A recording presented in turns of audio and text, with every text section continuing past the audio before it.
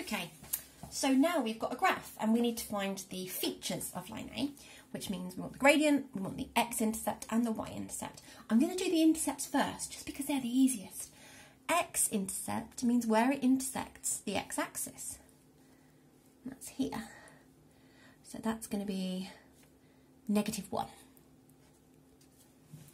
And the y-intercept is where it intersects the y-axis, which is here. So that's 1, 2, 3, +3. I'm going to do that for my x as well. Sorry, my B line as well. So the x-intercept for my B line is here. 1, 2, 3, 4, -4. And the y-intercept for my B line is actually the same as my A line. It's on 3. I've written that in the wrong place. There we go. Remember, QWC, always cross things out with a single line. Ignore that. Anyway, right, so we've got gradient now. Gradient can be found in 2 ways. We can do the 1 across how many up method, or we can look at the change in y divided by the change in x. I'm going to look at the change in y divided by the change in x. So first of all, we're going to look at the change in y. For A, I'm going to take 2 points.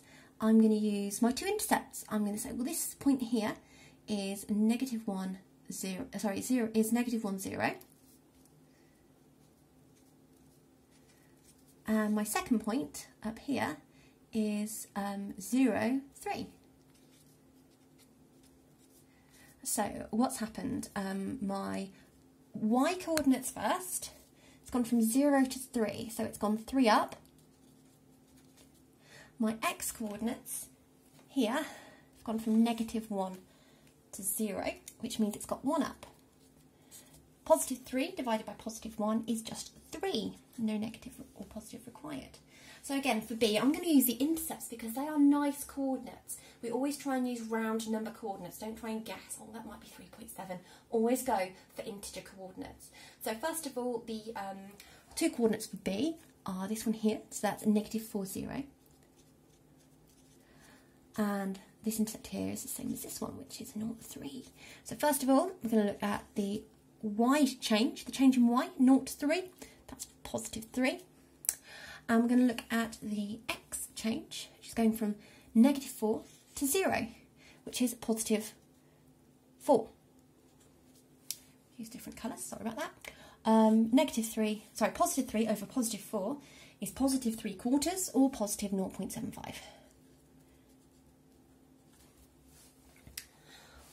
This question down here, looking at the equation and finding the important information from that, if you look, the x-intercept always has y value 0.